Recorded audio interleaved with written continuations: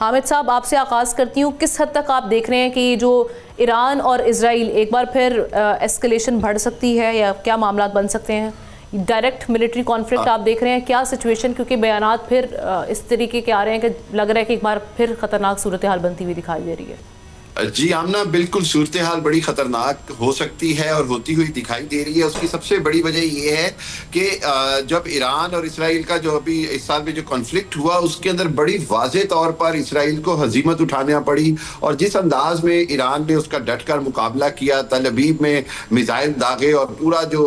दुनिया है वो हैरान हो गई। उसके नतीजे में एक तरह की जो हजीमत, शर्मिंदगी और जिल्लत जो उठानी पड़ी नेतन्याहू को, उसने उस वक्त भी इशारा दिया कि जी वो हर हालत में शायद दोबारा ईरान पर हमला करेगा और वो जो सदर ट्रंप की जो वो अमन की कोशिशें हैं या कोशिशें थी उस वक्त तो कामयाब हो गई। लेकिन मौजूदा सूरत हाल के अंदर जिस तरह से स्टेबलाइजेशन फोर्स की बात की जा रही गजा के अंदर, उसका कोई क्लियर प्लान नहीं है और गजा के ऊपर मुसलसल नेतन्याहू की जो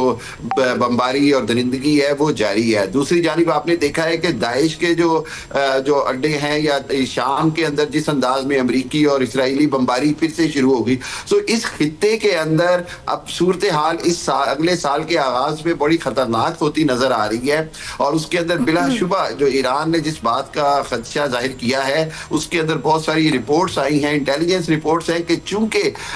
ईरान की कोई भी एटमी तनसीबात तबाह नहीं हुई, ईरान की जो एटमी कैपेबिलिटी थी वो वहीं पर है या वो और मजीद बेहतरी की तरफ जा रही है। सो इस सारी सूरत हाल के अंदर अगर इसराइल ये समझता है कि वो कोई ऐसी जंग करेगा जिसके तहत वो एक बार फिर ईरान को शायद कोई एटमी तनसीबात को नुकसान पहुंचाए या तबाह करने की कोशिश करे, तो ये बईद इम्कान तो नहीं है। लेकिन मेरा ख्याल ये है कि यहाँ पर दुनिया को इंटरवीन कर लेना चाहिए। सब्सक्राइब करें और बेल दबाएं ताकि कोई खबर रह न जाए।